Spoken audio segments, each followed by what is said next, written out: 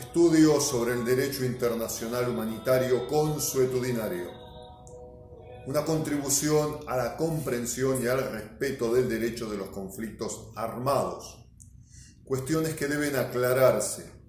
El estudio también reveló numerosos ámbitos en que la práctica aún no está clara.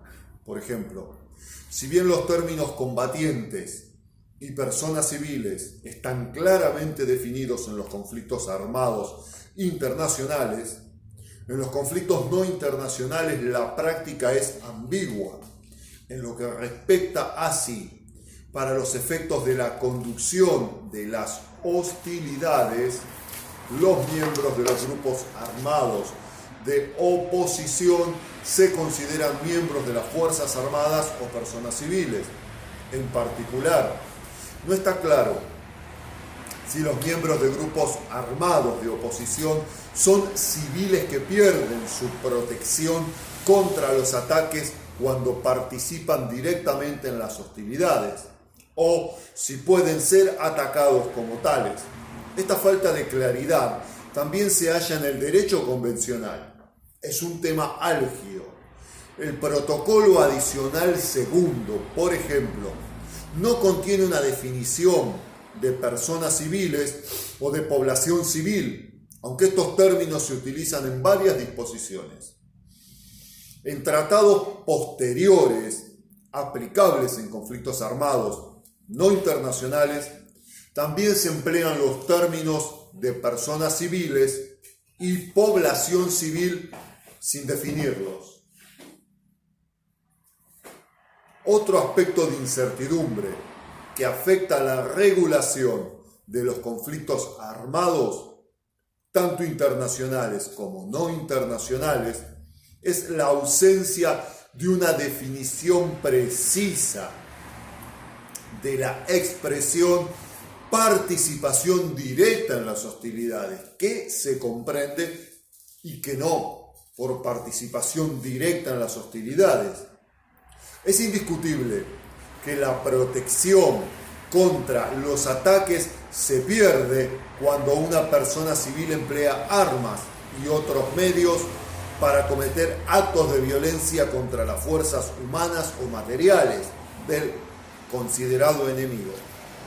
Pero también existe una práctica considerable que da escasa o ninguna orientación sobre la interpretación de la expresión participación directa, al establecer, por ejemplo, que debe hacerse una evaluación caso por caso, o al repetir simplemente la norma general de que la participación directa en las hostilidades hace que las personas civiles ya con eso pierdan la protección contra los ataques. Una cuestión asociada a esta es la de cómo calificar a una persona en caso de duda. Habida cuenta de estas incertidumbres, el SICER está procurando aclarar la noción de participación directa por medio de una serie de reuniones de expertos. Otra cuestión, aún pendiente, es el alcance exacto y el ámbito de aplicación del principio de proporcionalidad en el ataque.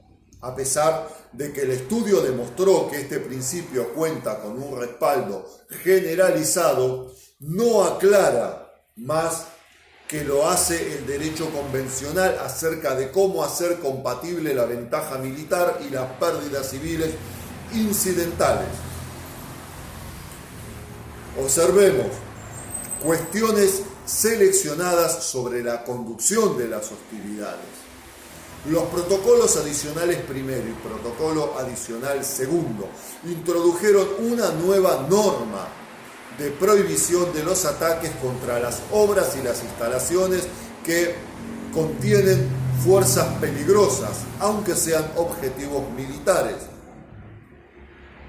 Es decir, cuando tales ataques puedan producir la liberación de dichas fuerzas y causar, en consecuencia, pérdidas importantes entre la población civil, a pesar de que no queda claro si estas normas específicas forman parte del derecho consuetudinario, la práctica muestra que los estados son conscientes del alto riesgo de las graves acciones, de los estragos incidentales que pueden causar los ataques contra estas obras e instalaciones cuando son objetivos militares.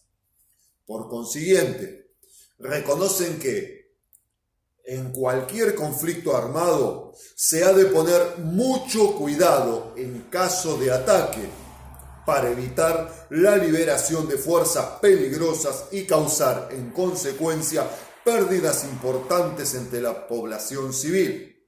El estudio llega a la conclusión de que este requisito forma parte del derecho internacional consuetudinario aplicable en cualquier conflicto armado. Otra norma introducida en el protocolo adicional primero es la prohibición de emplear medios y métodos bélicos que hayan sido concebidos para causar o de los que quepa prever que causen daños extensos, duraderos y graves al medio ambiente natural.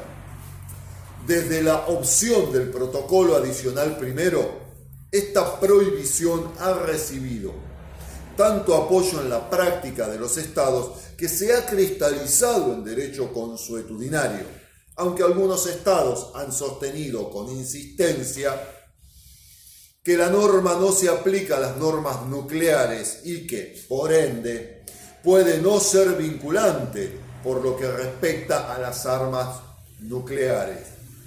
Más allá de esta norma específica, el estudio halló que el medio ambiente natural se considera un bien civil y, como tal, está protegido por los mismos principios y normas que protegen a otros bienes de carácter civil.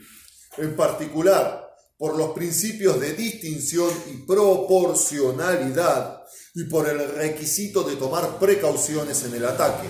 Esto significa que ningún elemento del medio ambiente natural puede ser objeto de ataque, a menos que sea un objetivo militar y que están prohibidos los ataques contra un objetivo militar de los que se pueda prever que causen daños incidentales al medio ambiente, que sean excesivos en relación con la ventaja militar directa prevista.